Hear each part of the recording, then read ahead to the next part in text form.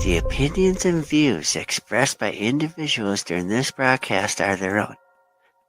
They may not be the opinions of this network, their groups, or other organizations they may be involved in. Meditation, ganja, my brain. Ganja, we take away my stress and strain. Ganja, my meditation, ganja in my brain. Marijuana, take away my stress and pain. Ganja, my meditation, ganja in my brain. Marijuana, take away the stress and pain. Ganja is the medication, ganja is the cure. Police of them a fight the marijuana for sure. Purify me heavens and they make me feel pure. 100 way to Cali, we be bring it on tour. Ganja in the meditation, ganja in my clothes. No offense, I'm smoking another one around you. Ganja in me daily, ganja me currency.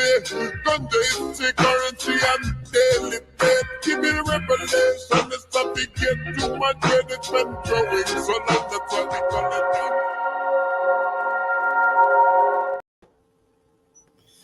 Well, hello everyone, and welcome to the Ganja News Update for this Monday, December the 1st, 2025, episode 147 here on NOK Network, the video news podcast focused on cannabis news being reported in mainstream media. I'm joined by my amazing joint host, Tara Simpson, right on over here. Good evening, Tara, and how are you? And we are live tonight, right?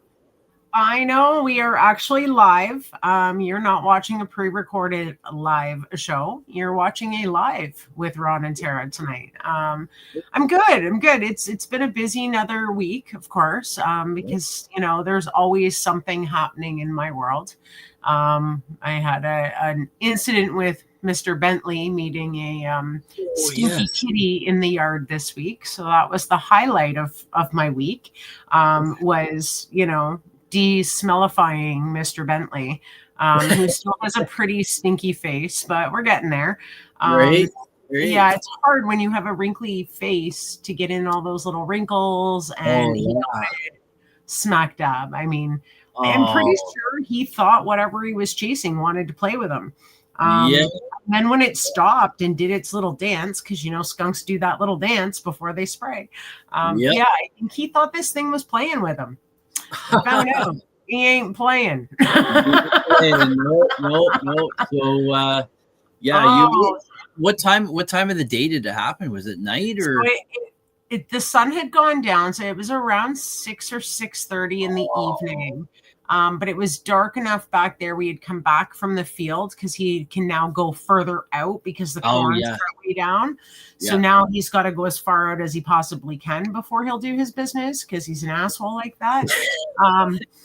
So he'd been out in the field and that was fine. And as we came back into the yard area where the grass is, we got about halfway back to the driveway and we were near the fire pit when all of a sudden he bolted. He saw something I didn't see because it was dark. And by the time I caught up to him, of course, they were nose to nose and then ass to nose. So, and then it was all bad. It was all bad.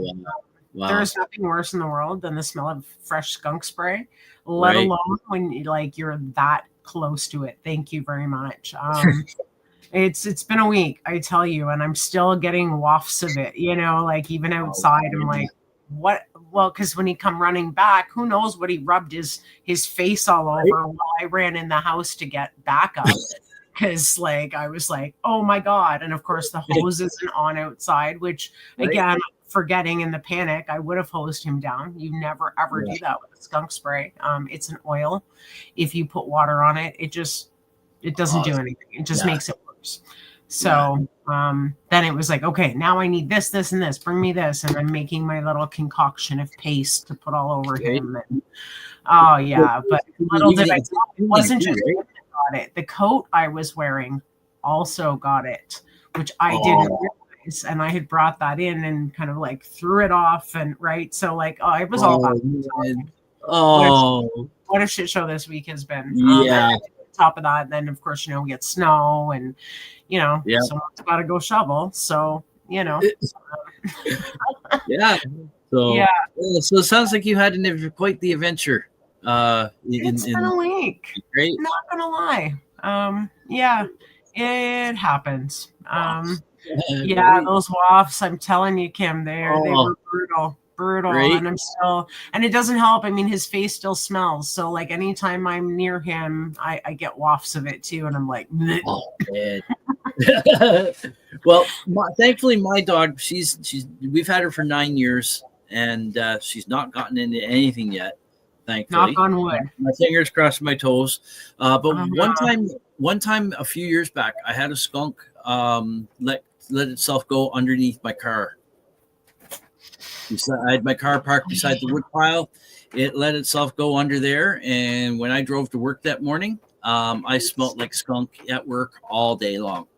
Yeah, There was yeah. nothing I It's could just do. like There's if nothing I you could do run a about it. fresh one over on the road too, right? That's Yeah. just been squished. Like sometimes that stays in your car for like a day or two. Oh yeah, yeah, Know? yeah, And that's just like wafting over it. So yeah, yeah, I can just imagine if it sprayed under your car, all that oil would be stuck on there on the yeah. and the heat and I had it on my shoes. It was on my shoes.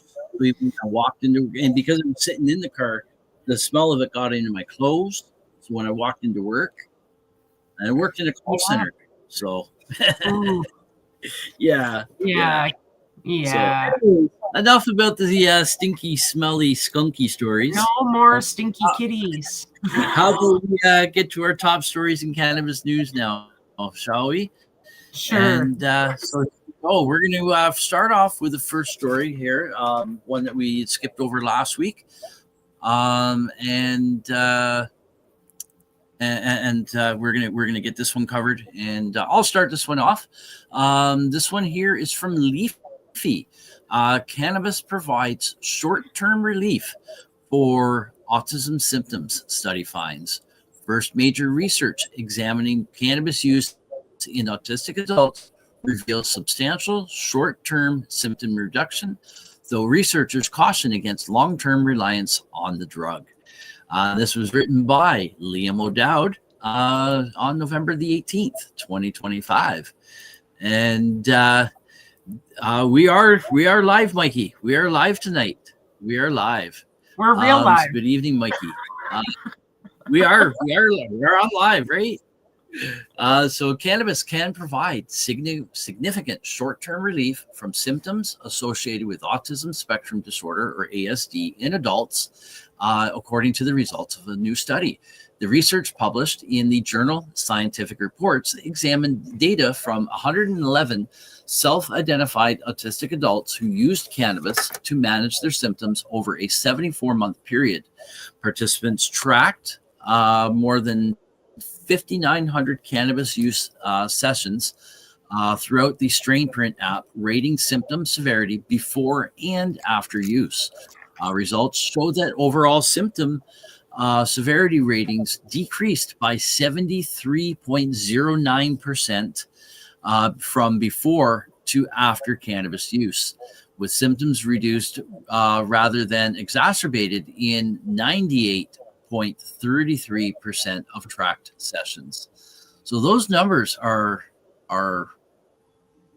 crazy, like That's huge. huge Not numbers, gonna right? lie, like those are big numbers. Like I don't think that if you put this up against any pharmaceutical they're developed for any condition that you would have those types of numbers as far as the medication working, right? Like I can't think of a Exactly. medication yet that has that big of a success rate in any disorder.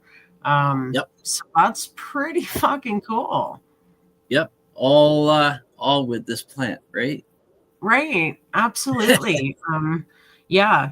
And autism is one of those very hard to treat disorders because they don't really know what autism really is or how it's caused or how it affects each person to Right. person. And right. So again, how do you find a standard treatment for a condition like you do with, say, like high blood pressure, when this disorder is so like there's such a big spectrum of autism, right?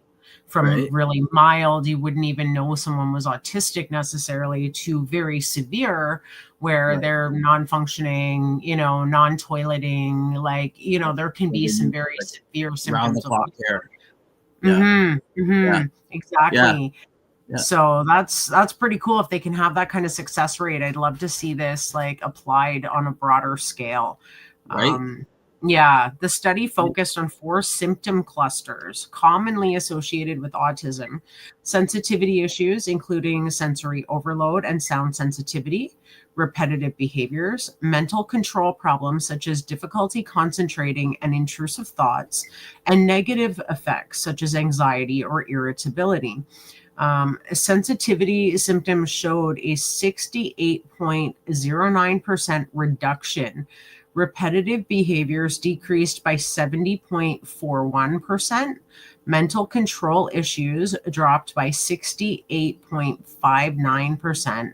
And negative effects symptoms were reduced by 75.78%.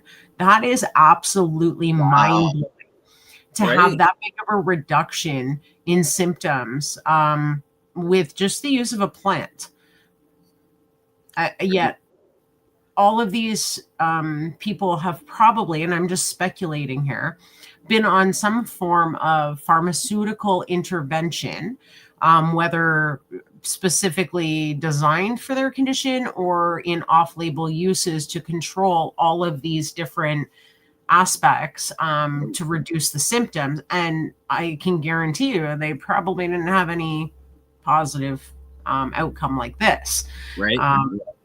Just saying, those are staggering numbers. That's mind-blowing. Yeah. The study's co-led by Dr. Deborah Carson? I don't know, from the University of New Orleans, noted that higher doses predicted greater reductions in severity for repetitive behaviors, mental control, and negative effect symptoms. The research also revealed that the more severe symptoms before cannabis use were associated with the greater reductions in severity afterwards, through significant differences existed across individuals in how much relief they experience. And again, that you're going to get that even with like pain control, right? Everyone's pain tolerance is different. So like, right, reducing it for some people who have a higher pain tolerance isn't as, but that's cool that they also found like, so say like the negative behaviors, right? Like the repetitive behaviors. If that was the like biggest symptom they were having, it was also the most reduced in their results. Right. That's like, again, you don't see these numbers in pharmaceutical studies. No. It's just mind-blowing that they found such a contrast that way too, right? This is their worst symptom, and we got the biggest amount of relief for their worst symptom. Right. That's amazing. It's amazing, right? Whilst doses remained consistent over time, baseline severity ratings for repetitive behaviors and negative effect significantly increased as participants continued using cannabis, suggesting that regular use might intensify these symptoms in the long term.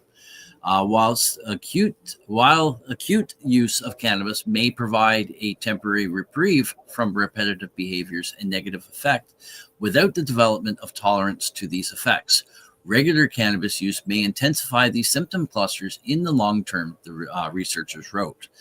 The study participants, ages 19 to 70, used inhaled cannabis products with varying concentrations of THC and CBD.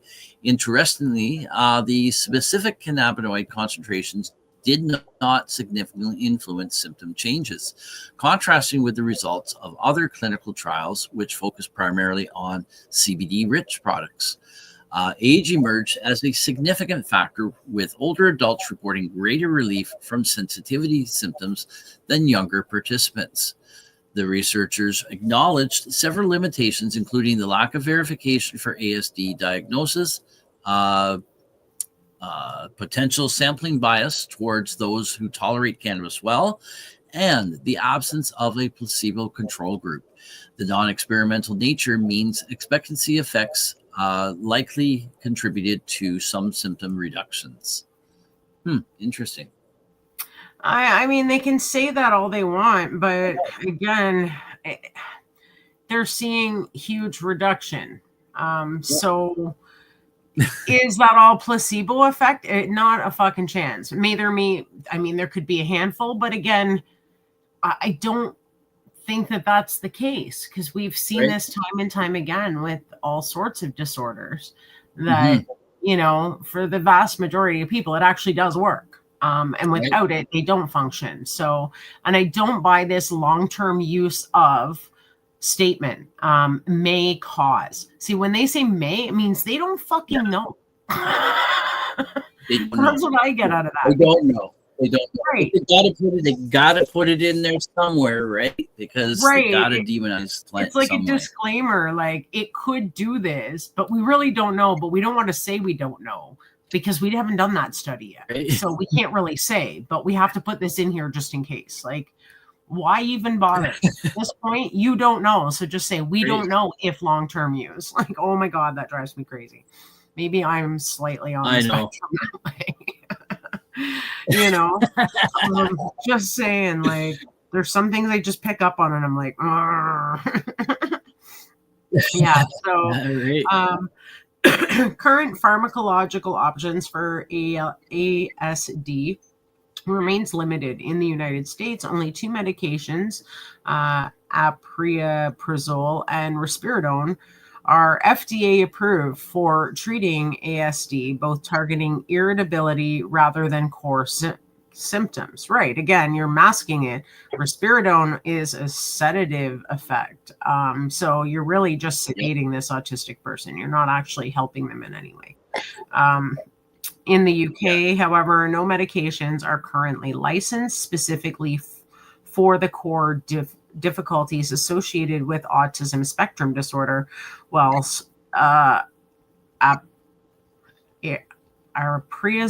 and risperidone have shown some efficacy for managing autism-related irritability. Both remain unlicensed in the UK for this indication, but can be prescribed off-label. The study authors emphasized that their findings warranted well-powered placebo-controlled trials examining various cannabinoid effects on ASD symptoms in adults. These findings indicate that people are using cannabis to manage symptoms associated with ASD and may experience short-term but not long-term reductions in their symptoms, the researchers concluded. Again, there's that stupid little disclaimer that means absolutely nothing, because you don't know. You don't. Right. You don't Again, know. what's the long-term use side effects of risperidone and these other medications, right? At least you can hand it to a patient that explains that. You don't know if cannabis will do that. And in my opinion, from a patient perspective, I don't have that issue. I still get relief from my issues, and I am a chronic long-term user. I don't function well without it, but same here. Most people wouldn't if they didn't have their pain medication either, right? Or their medication for their ADHD, which I also use cannabis for, right? Like, so there's many things that I control with one plant. Yep, one plant. Right? Great. So, yeah, very, very interesting numbers there. Very interesting numbers. So I'd like to see a study too, where they use one is just a CBD only with autism, and one a THC and one a combo. I'd like to see if there's a correlation between again it being more full spectrum with the CBD and the THC versus just CBD or just THC alone. I'd like to see what results are produced. Like, is it better for someone who has those issues to be more CBD versus the THC? Because for some people, that's not always the best, right? Like, having too much THC might not control their symptoms as well. I don't know. But I'd really like to see some studies done specifically on autism, because it's such a difficult condition to treat. Right. Mm-hmm. And I was going to say something, but I can't remember. Anyways, we're going to move over to our next story. But yeah, that is really interesting with that, and it'd be nice to see more studies come out with regards to autism for sure. Anyways, we got our next story here. Do you mind starting this one for us? For sure. So this one comes to us from marijuanamoment.net, and leading conservative think tank calls for federal marijuana labeling standards despite prohibition. And this was written November 28th by Kyle Yeager. A top conservative think tank says the federal government needs to step up and create a national standard for marijuana product labeling in legal states in a way that's consistent with tobacco, even as cannabis remains federally prohibited. In a new report, the American Enterprise Institute called out the regulatory free-for-all for marijuana labeling that resulted from the patchwork of state laws amid the federal government's inability to adopt regulations. The absence of federal policy means there's no standard nationwide packaging warnings for cannabis products as there is for tobacco, it says.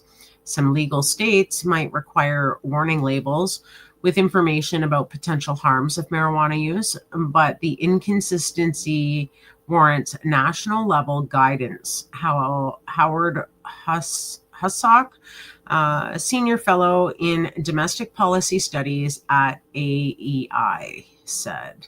The report says that although the National Institute of Health has identified 12 potential issues related to marijuana use, no states have legalized cannabis cite all those concerns. California and Nevada require labels to include information about 7 out of 12, and 9 states merely note that the product should be kept away from children and avoided by pregnant women. The relatively rapid move at the state level towards cannabis legalization has occurred despite cannabis's continued federal classification as a drug whose dangers put it formally on par with heroin. AEI said, referring to marijuana's Schedule I status, it is akin to allowing states to set their own alcohol policies during prohibition. The result is a hodgepodge of warnings and public health education programs that can alert consumers to the fact that cannabis is far from a risk-free product, the report says, adding that it would make sense in this regulatory environment for a federal entity such as the Surgeon General, Centers for Disease Control, or Consumer Product Safety Commission to recommend standardized warning labels and graphics. So here we go. Right. Here we go. Oh my God. It is better reach your children. I get that one, right? Like Great. There's a quote here. It says, it is one thing to legalize the use of cannabis, but another to, how do you say that word? Acquiesce? I don't know. Acquiesce, to use it, its use. I'm not sure what that word is. I'll have to look that up later. Responsible governments should use the authority to discourage cannabis use and minimize the harm that impairment can inflict on individual users, their families, and the general public, AEI said. Okay. The report comes about a year after the National Institute on Drug Abuse, or NIDA, under NIH, awarded researchers a $2.9 million grant to study how to improve the efficacy of cannabis warning labels. $3 million just to study how to improve the labels. That's not even improving them. That's just to study. $3 million. A massive waste of fucking money. Keep out of reach of children. I mean, right? It doesn't, right? It does not get any simpler. Other than that, cannabis may cause impairment. don't fly high, right? Like, it's pretty simple, basic fucking shit. The same that you would do with alcohol probably should be on the warning label for pot. I don't know. Like, really, how much more do you need to study that? Right? Like, right. What images are you going to put on know. there? Our brains in a frying pan? Like, come on. Like, at the end of the day, that's a huge waste of money for labels. Yep, it is. That's just to study it. That's just to study. Yeah. They haven't even produced actual one yet. implementation. So this is a project involving interviews with state regulators and online experiments designed to develop and implement more effective warning labels that inform people about the risks associated with cannabis use. In 2023, the National Transportation Safety Board, or the NTSB, urged states where marijuana is legal to include warning labels on cannabis products that caution against driving while under the influence. The board noted that federal prohibition is a barrier to nationalizing such consumer education to mitigate public safety risks, recognizing at the time that several legal states already labeling, but others don't.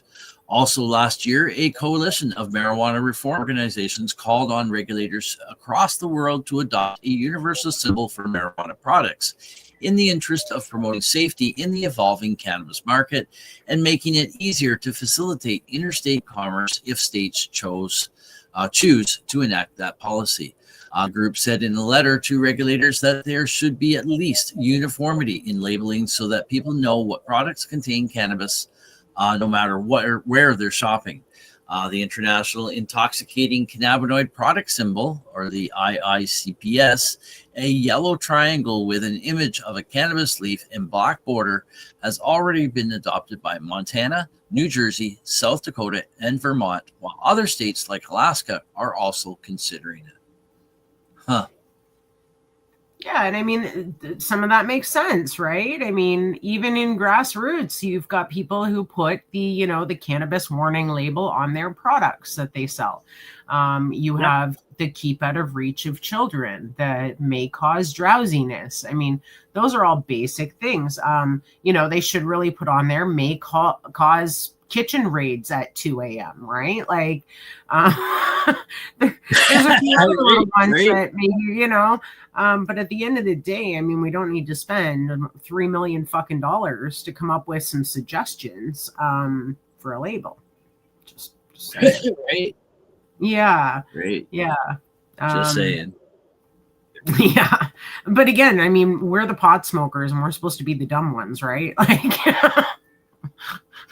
we figured this out. Right. And they need $3 million to figure that out. Yeah.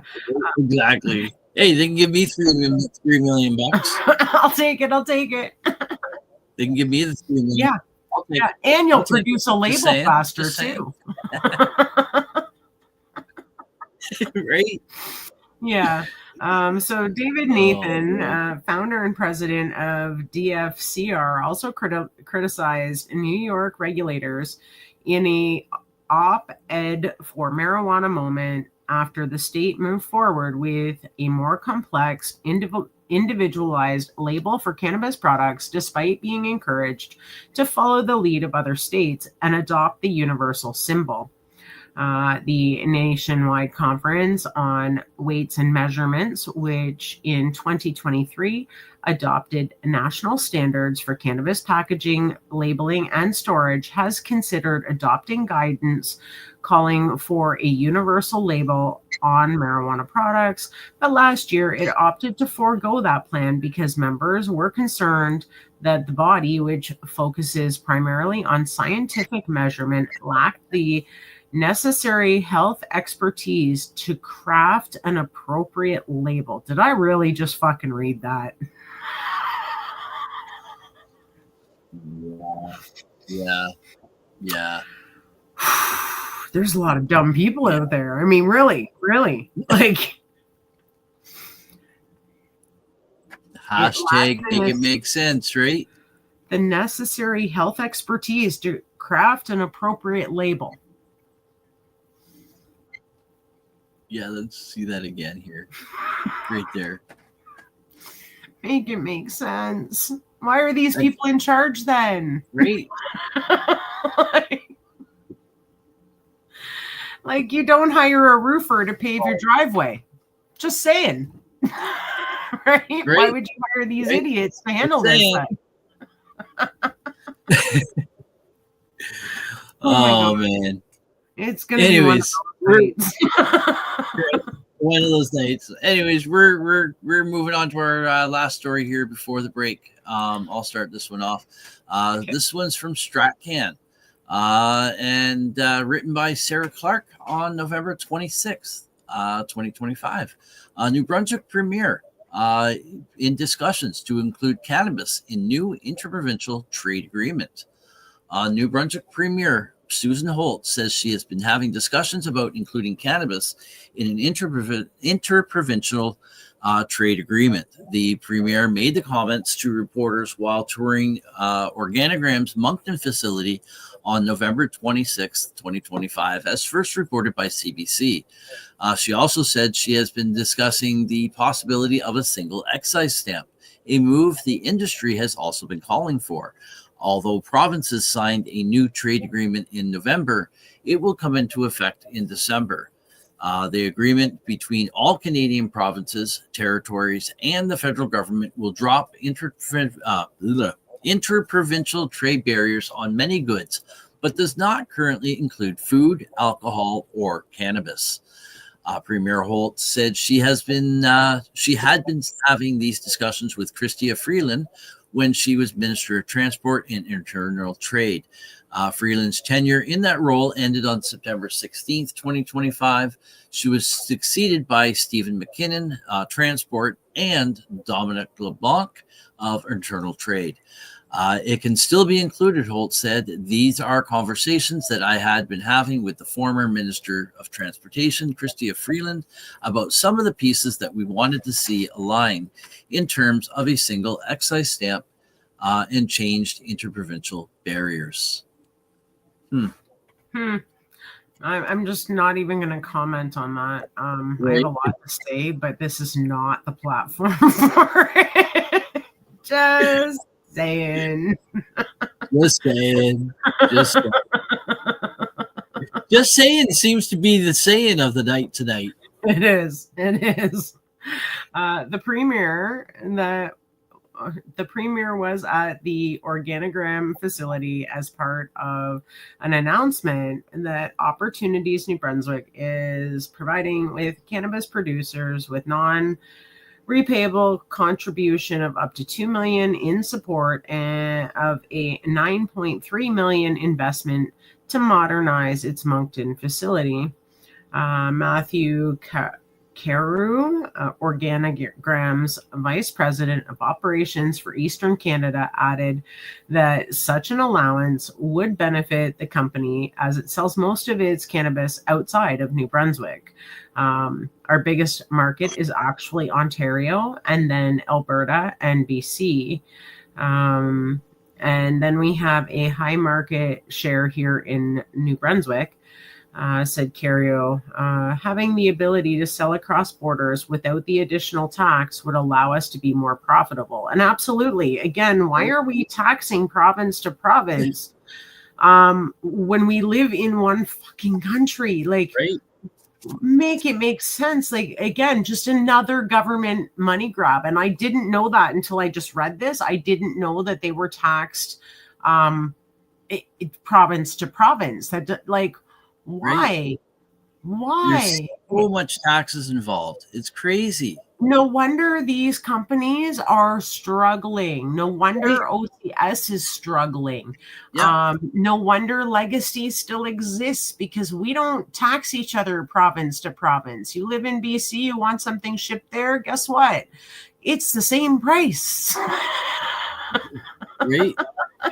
Across the board, you just pay the shipping. I guess that's the tax, but it doesn't go to me. It goes to the post office or the shipping company or whatever way it's sent. Right? Like, wow, no wonder this is such a shit show.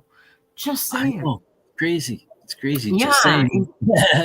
In 2024, the federal government said it would explore a single harmonized federal excise duty stamp as part of its red tape reduction measure, which was outlined in its 2024 fall economic statement. The move would from requiring producers to use 13 different provincial and territorial excise tax stamps to a single harmonized stamp is something the industry has said would save cannabis producers time and money. At a meeting in October of 2024, the Cannabis Council of Canada called for such changes, saying that they would go a long way towards addressing some of the logistical challenges the current tax stamp program creates. Well, absolutely. If you're a small-time cannabis producer out east somewhere, trying to get into a bigger market in multiple other provinces, obviously is going to be more costly for you, and it's going to hit you in your pocket, right? And why? You're not even leaving the fucking country. Exactly. Right? It makes about as much sense as like the new shipping regulations when you're trying to send something to the US. Apparently, you need some stupid tariff codes that make absolutely no sense and don't even try and make sense of it all. They don't even know down there, let alone us up here. It's a whole shit show. Oh, Yeah. wow. That's Yeah. crazy.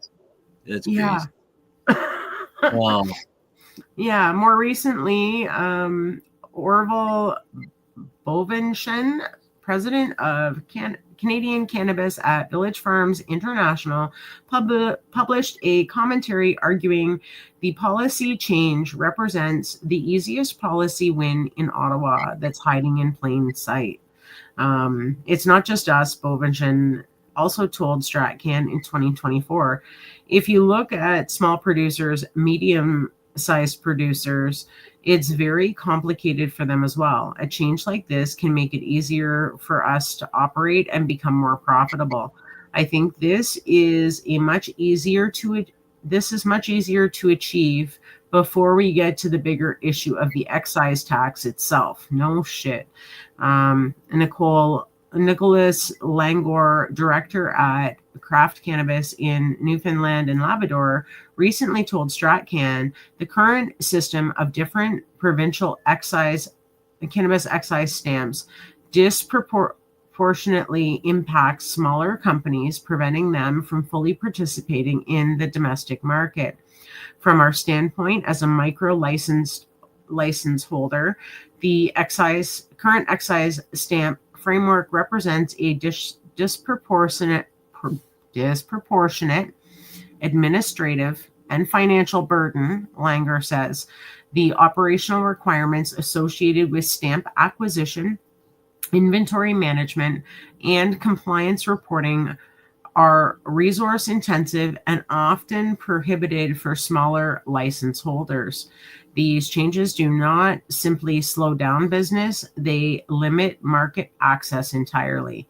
This, in effect, creates barriers to enter into the provincial supply chains and restricts the diversity and competitiveness of the market, he added.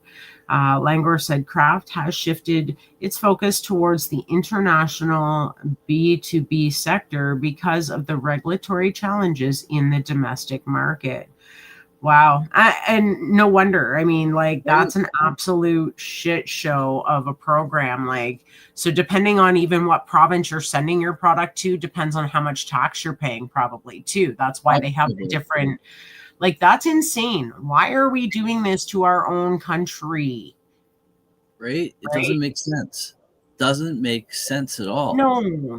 No, it doesn't. It's ridiculous, and it's all because it's money. It all has to do with money, right? Let's tax you here, and then here, and then here again. So no wonder the cost of licensed produced cannabis is as expensive as it is in the stores. Exactly. Right. Like, they're never going to stamp out legacy. Just saying. Nope. As long as the price is up there and the edibles limits, right, and all kinds of other factors, as long as people can get the items that they want elsewhere, that's where they're gonna go. Exactly. Right? Yeah. Just So, wild. Money. Absolutely. money, right? Money. Yeah. So, Yeah. anyways, it's medication time.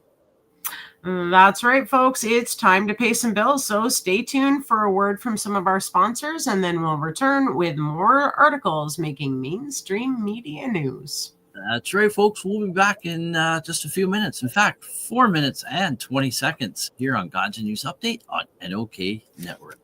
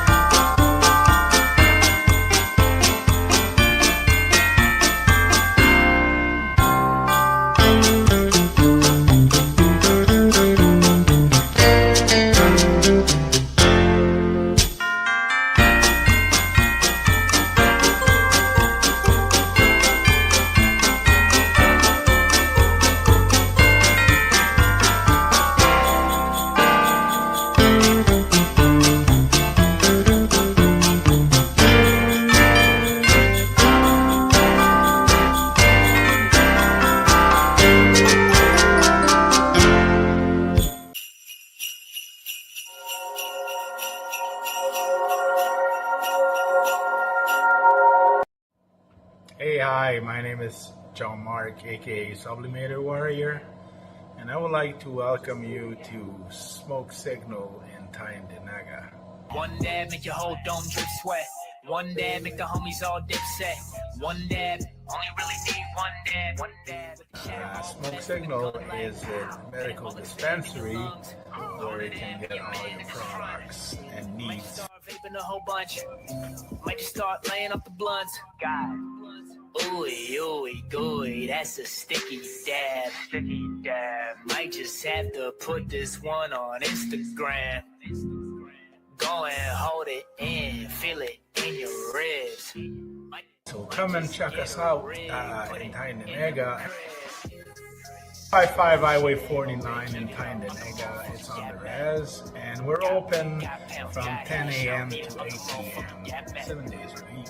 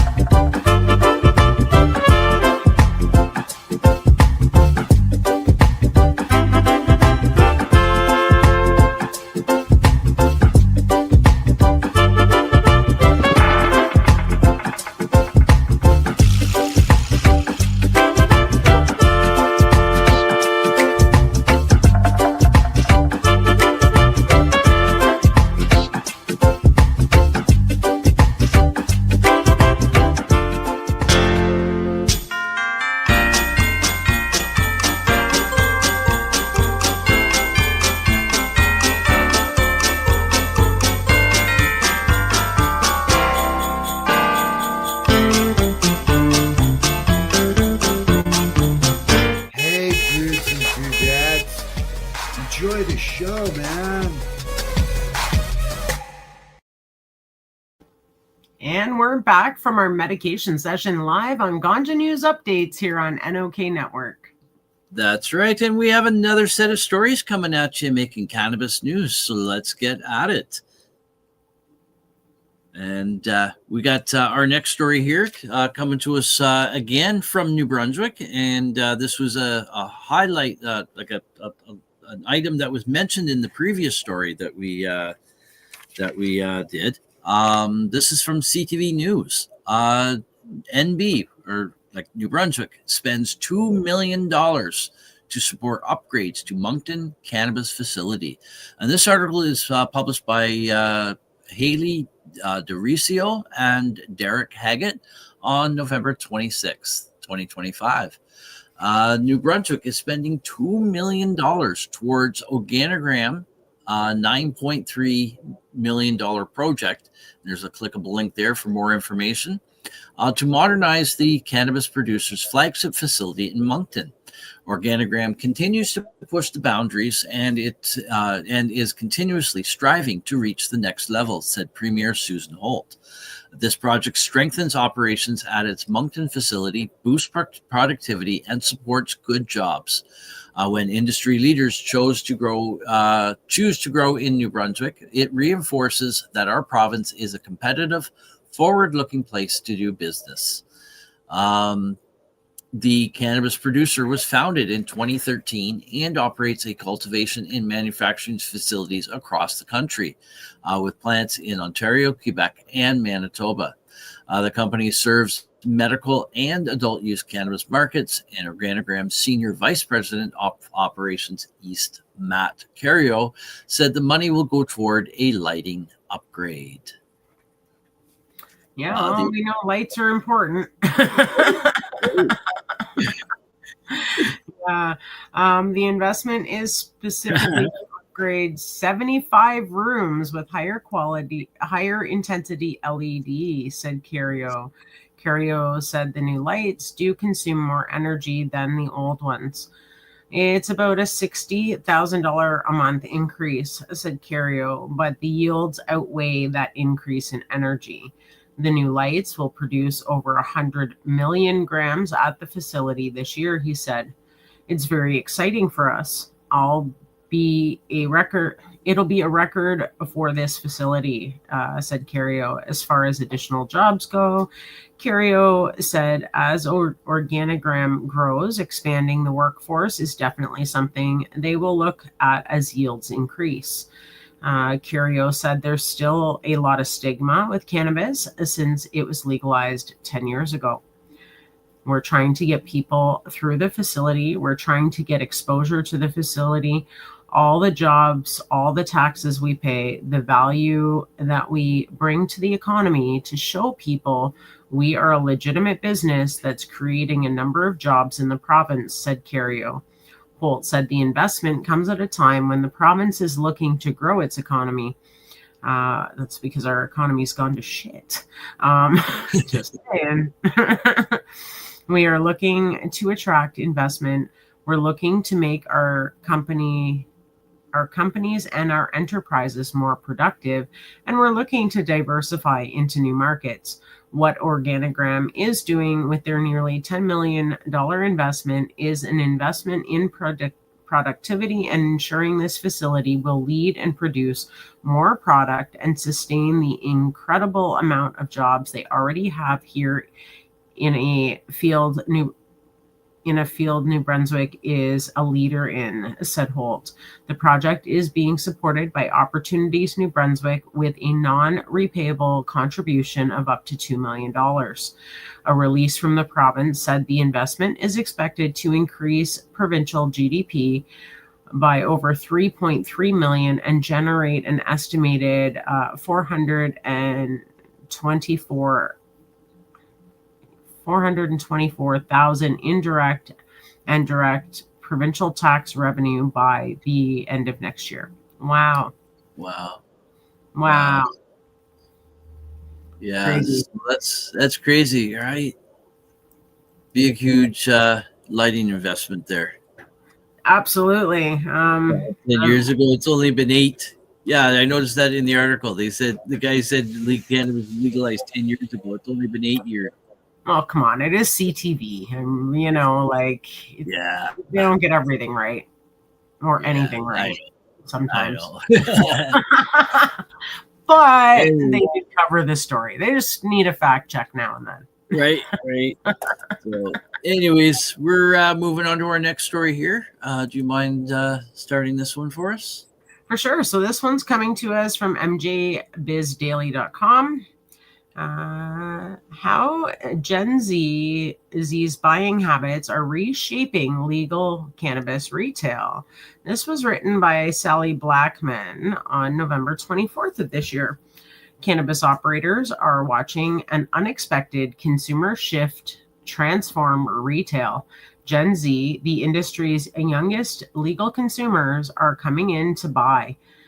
They're just navigating cannabis with more intention and selectively than other buyers. Very few people are coming in just to get blasted, said Adrian Earhart, director of operations at the Higher Path and the Other Path, two Los Angeles cannabis stores. Gen Z is using THC to work out, to study, to get through social anxiety. It's part of their routine. As Gen Z's buying habits break from the consumption patterns of cannabis retailers have relied on for years, this intentional approach is influencing product mix, pricing strategy, and education at the sales counter at retailers looking to grow sales. It's also countering the conventional wisdom that since younger adults report using less cannabis, operators should focus on other demographics, and it's giving operators an avenue for growth that isn't reliant on sitting around and waiting for heavier use patterns to appear. And that's true. And when they say that these young people are coming in and buying with intention, right? That's what we want them doing. Yeah. That's not recreation. That's literally medical. Exactly. They're coming in because, hey, I can't concentrate and I got a big exam coming up. I need a strain that's going to help me with that.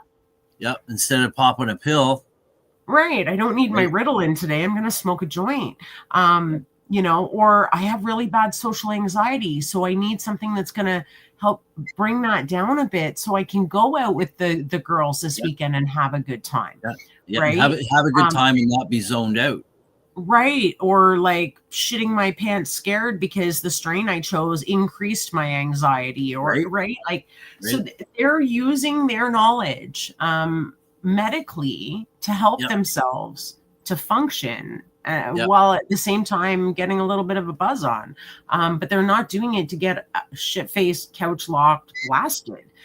So that's really cool. And that's something they should be studying too, right? Because it wasn't just about, well, we want to keep our youth away from it. That was part of their plan, but they knew youth were going to use it. And look at how responsibly they're using it. Right. And I'd be interested in knowing what the numbers of those individuals, if they were on any medications, have they reduced or gotten rid of them? Absolutely. In that time. Very interesting. So, yeah. Exactly, Tara, right? Mm-hmm. So, cannabis real generational divide. Recent consumer research shows clear generational differences in cannabis consumption that matter for retail planning. Older adults continue to embrace cannabis at accelerating rates. According to the recent poll, 1 in 5 adults over 50 and over now uses cannabis. Most cite relaxation, sleep, pain relief, and mental health as their primary motivations. Well, that's medical use there. That's medical use. Yeah. Again, in that's in the age 50 and over group. That's my group, right? Right. Right. And, again, they're going to a retail space to access something that's medical for them. Right. And millennials, now in their peak earning years, remain the core spenders in legal cannabis, according to Headset's demographic data. Their habits are steady. They buy frequently, shop across formats, and lean toward practical, comfort driven products such as edibles, vapes, topicals, and value flower. Meanwhile, Gen Z is coming of age in an era defined by wellness culture, rising anxiety awareness, and a broader pullback from intoxicants. Consistent with this context, Gallup and other national surveys show younger adults are drinking less than older generations, reflecting a preference for substances that feel lighter, cleaner, and easier to integrate into daily routines. And that includes cannabis. Yeah, that's pretty interesting, eh? There's that big shift. Exactly, Kim. It's all medical. All medical. All consumption is medical. Why else are you doing it, right? Right. Yeah. Gen Z complicated relationship with cannabis. Gen Z faces the highest financial stress of any generation. I would agree with that. More than half of respondents to a recent poll said they are extremely worried about not having enough money, according to the American Institute of Stress.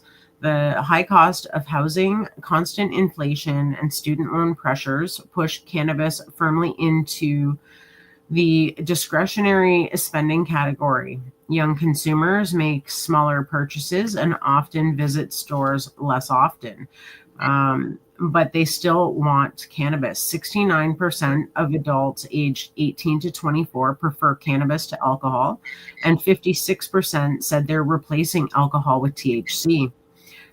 That's a huge number. That's Right. big. That's more than half of all alcohol consumers are now giving up the alcohol to replace it with THC. That's incredible. Most often through lower dose edibles and beverages. And again, that's their like, hey, everyone else is having a couple drinks. I'm going to have a drink, but it's got weed in it, not alcohol. Right. Right. Exactly. Absolutely. And getting off the pharmaceuticals. Again, staying away from the pharmaceuticals. These kids are using cannabis to help them study rather than popping Ritalin or snorting Adderall or whatever it is they do with all that crap, right? Right. Many use cannabis only in specific contexts, prioritizing predictability over heavy use and planning around events, activities, and budgets. There's also generational budget constraints play a major role, but so does cultural pressure. Absolutely. Right. And Cali sober and high THC. What Gen Z wants from legal cannabis retailers. The Higher Path's Earhart described the rise of Cali sober and a shift in what's considered socially acceptable. Weed is still cool, but smoking isn't so much, she said. Intentional use is obvious. They're treating cannabis as part of self-care, budgeting carefully, watching for deals. Honestly, it's part of the young American experience. Younger shoppers arrive far more educated. They regularly ask about cannabinoids and terpenes and often come in seeking specific effects, she said.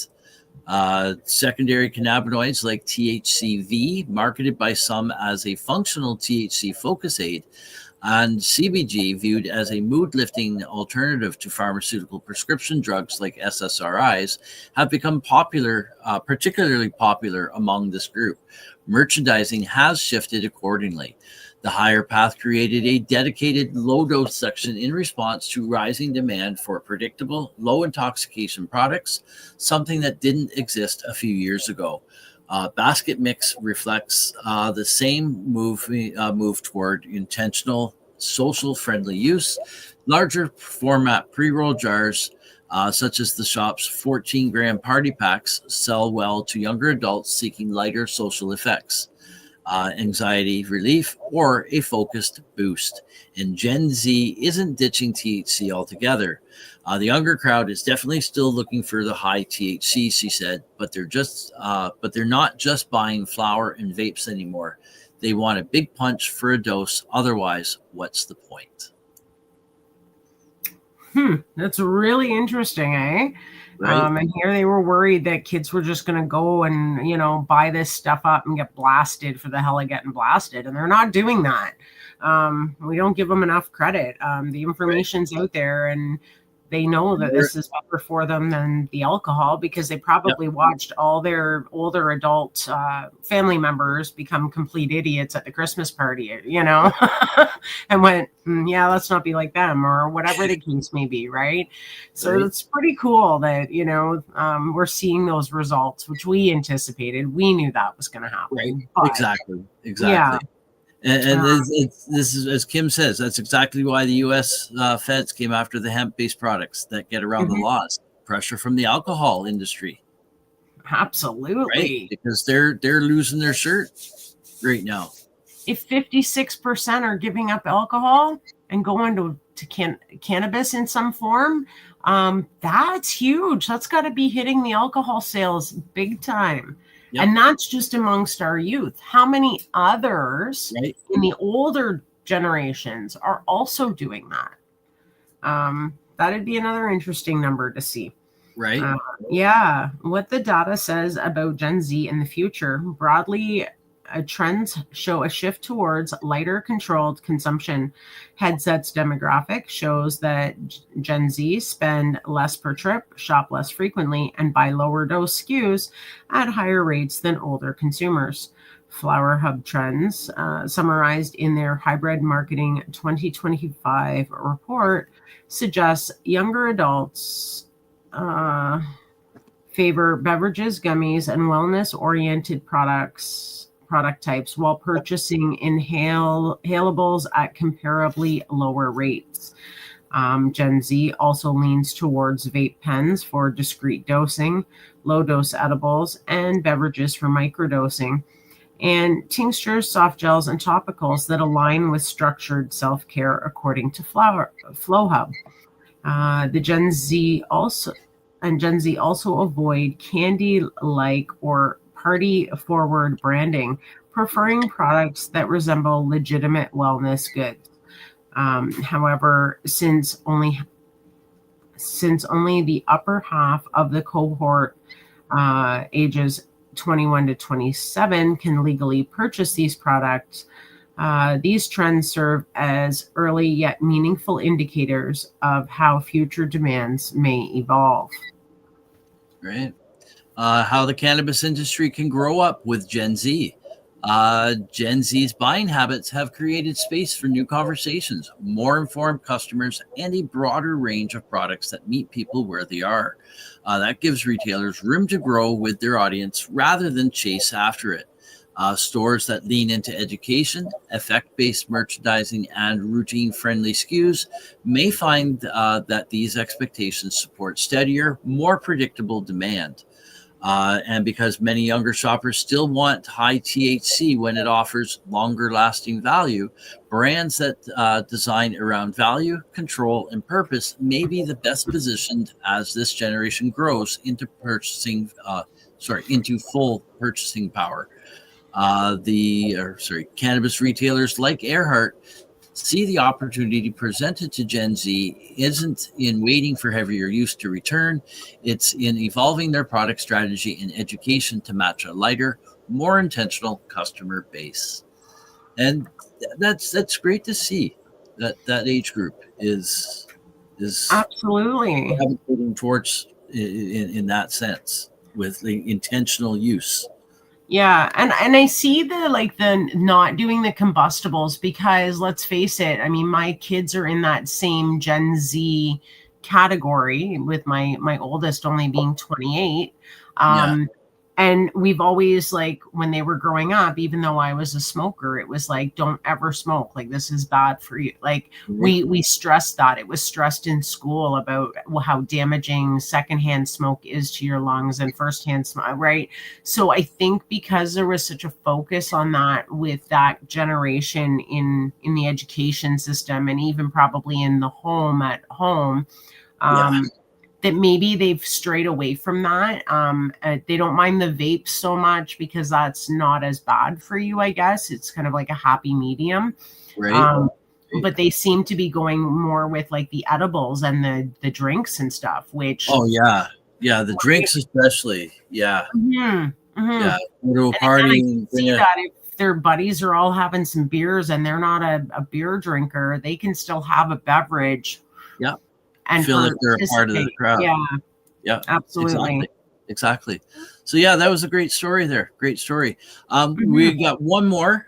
Time is getting away from us, but this is a fairly short one. Okay. So we should be able to get through this one in no time at all. This one here is coming to us from UW Medicine, from their newsroom, news and information for journalists. This here was published on November 18th, and UW is University of Washington, I think. I think it explains it a little bit further down in the article. But disabling cannabis condition gets formal clinical identity. Emergency clinicians can now diagnose cannabis hyperemesis syndrome, and I don't know if I'm saying that correctly, creating a data point of evidence for addiction researchers. So I kind of had a feeling that something like this was going to be coming down the pipeline. I'm not too sure exactly. I'm not going to speak too much about this actual condition because we could go on debating that for a while. But we're gonna the point is that the World Health Organization has now implemented a code within the healthcare system. Oh boy. Yeah. So that's what this story is about. And again, I don't doubt that the condition does exist, only because I do know of one person who absolutely was always liked cannabis, was never anti-cannabis, wasn't like a chronic user like myself, but did consume. And I'm telling you, she went through hell, and she happens to be my sister-in-law. And she still to this day wants to be able to consume, but anytime she does consume, it flares this condition. Now, whether it's actually this or it's something else entirely and they just don't know, and cannabis seems to induce this in her. She's never been sicker, and been through hell and been through all sorts of tests. So again, she's not even anti-cannabis. She was a consumer, and she got worse and worse and worse to the point now, she doesn't even try it because it's not even worth the little bit of enjoyment she gets to pay for it for that long. And it can last months for her once she gets into a cycle. But I think it is highly overdiagnosed as this person has a problem with puking. Oh, but they smoke weed. This must be what it is. When really it could be something completely different. Right. Yeah. So the point of this story, obviously, is we're not going to get into the debate of it, obviously, but because time is also getting on too. But it is the point though. The World Health Organization has stepped in and got their hands in this. And so here we'll carry on with the story here. Over the past decade, doctors have increasingly treated people who come into the emergency department with abdominal pain and severe or prolonged vomiting. The patient's common trait, chronic cannabis use. Not until last month, however, were clinicians able to reference a diagnostic code for cannabis hyperemesis syndrome, a gut problem that starts within 24 hours of the most recent use and can last for days. Users experience symptoms clinically or cyclically 3 or 4 times a year.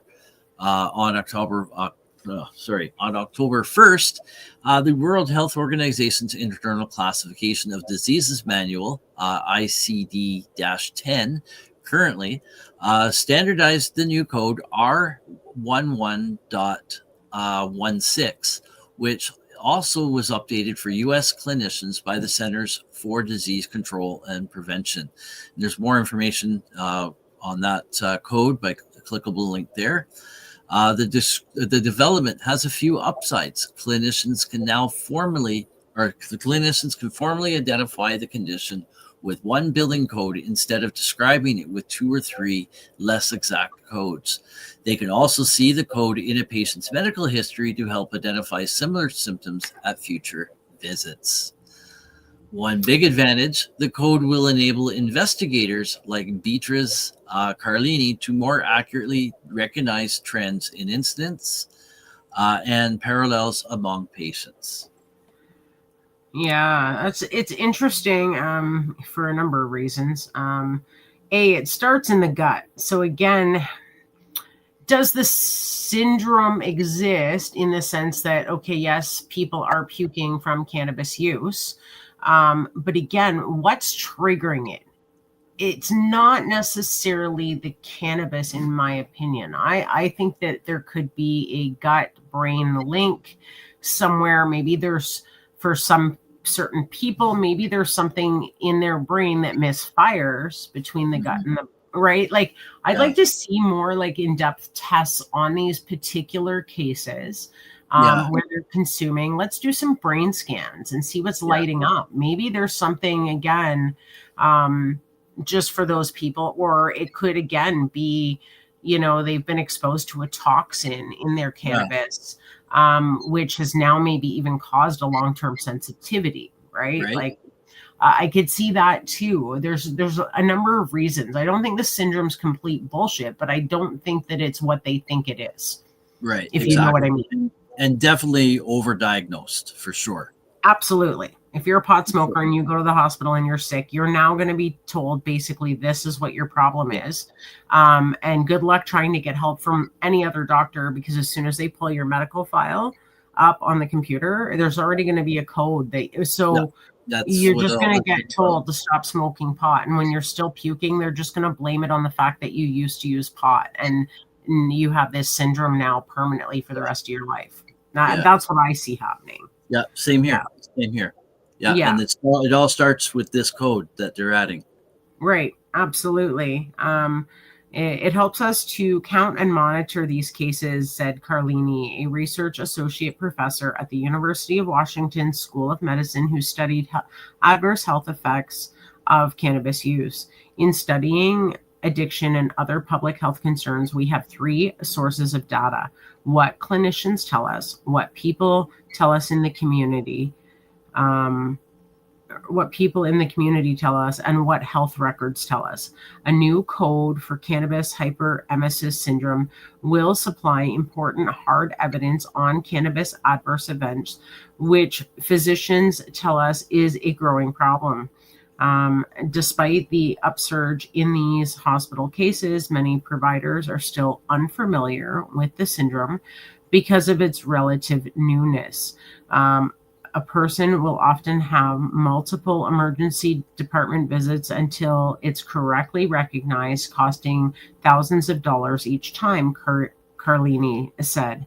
Even when diagnosed appropriately, patients frequently reject the notion that cannabis is causing their gut distress, said Dr. Chris Burchesh, an emergency medicine specialist with UW Medicine and Seattle's Children's.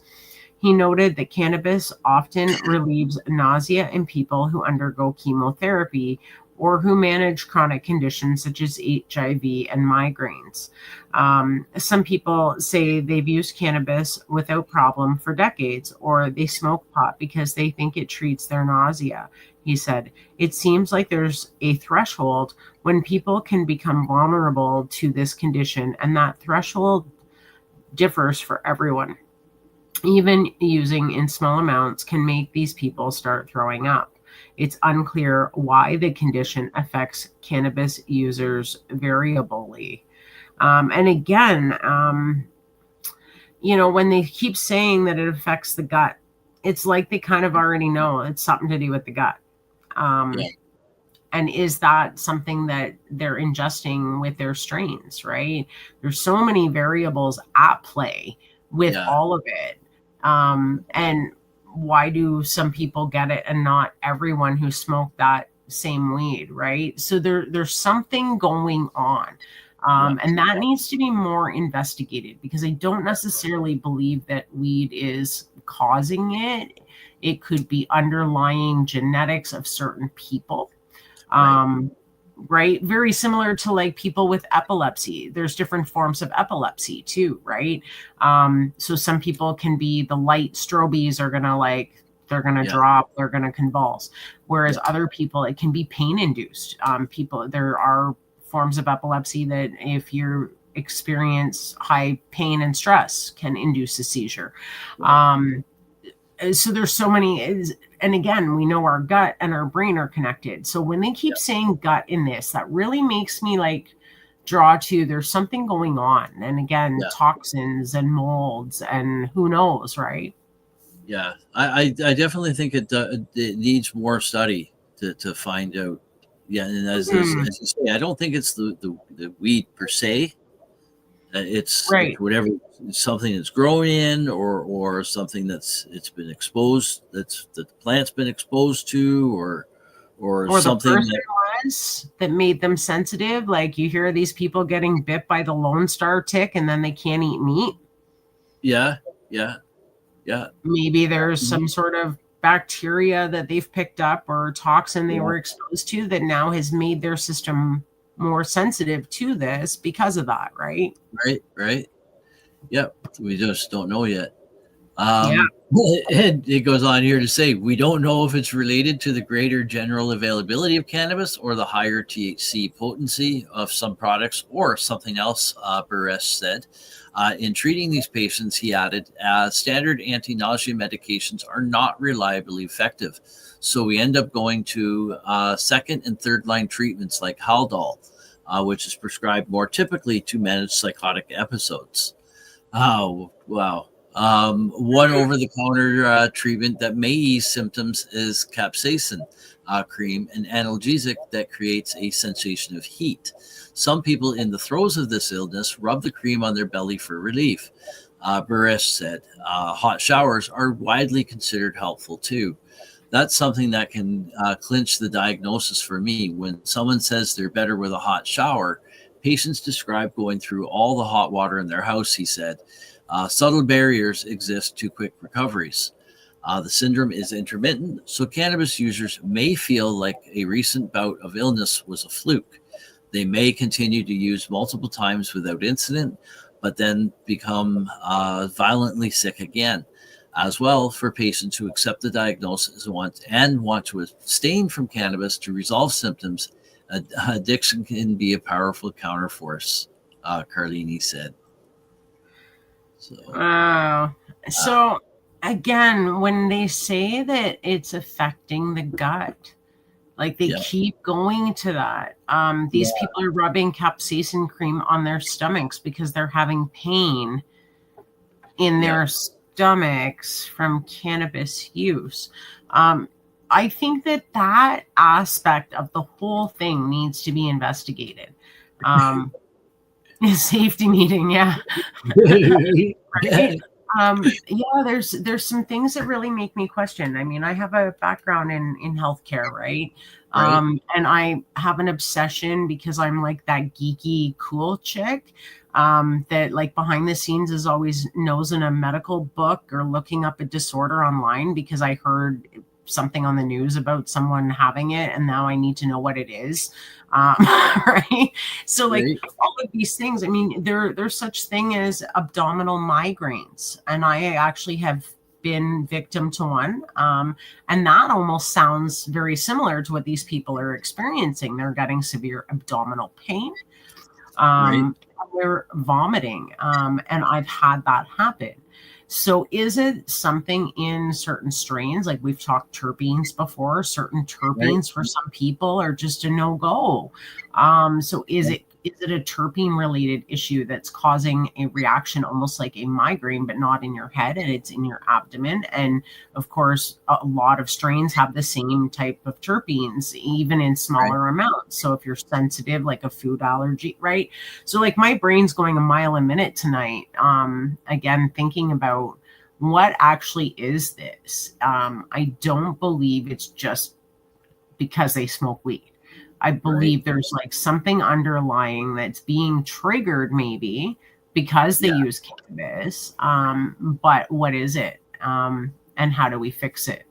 And, you know, could it be something like the Lone Star tick incidences, where they're, you know, maybe they've created some stupid lab grown fucking mosquito or something that now is making people who smoke, who knows, right? I mean, the rabbit hole kind of goes too, right? I mean, that's the Lone Star tick has created food allergies with meat for people if you get bit, right?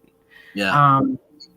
So, I mean, it's possible that things in our environment, all sorts of things can lead to these issues. So I really want to see if they, will put money into studying it, or whether they're just going to start labeling all of us who come in with a bellyache and smoke weed, fucking, oh, this is your problem.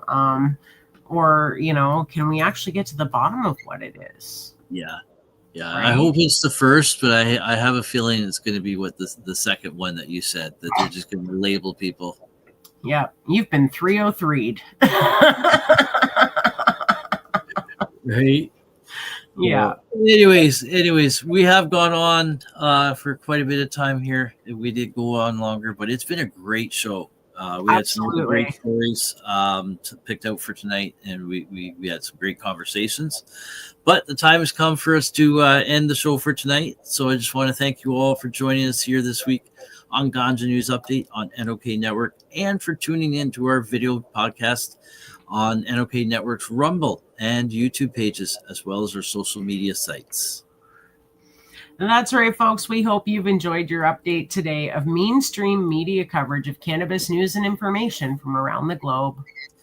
And many thanks to our sponsors for making this show possible. And thank you to my joint host right on over here, Tara Simpson, and to you, our listeners, for joining us here each week on Meducation Mondays with Ganja News Update on NOK Network. Good night, folks. We'll see you again next week. Take care.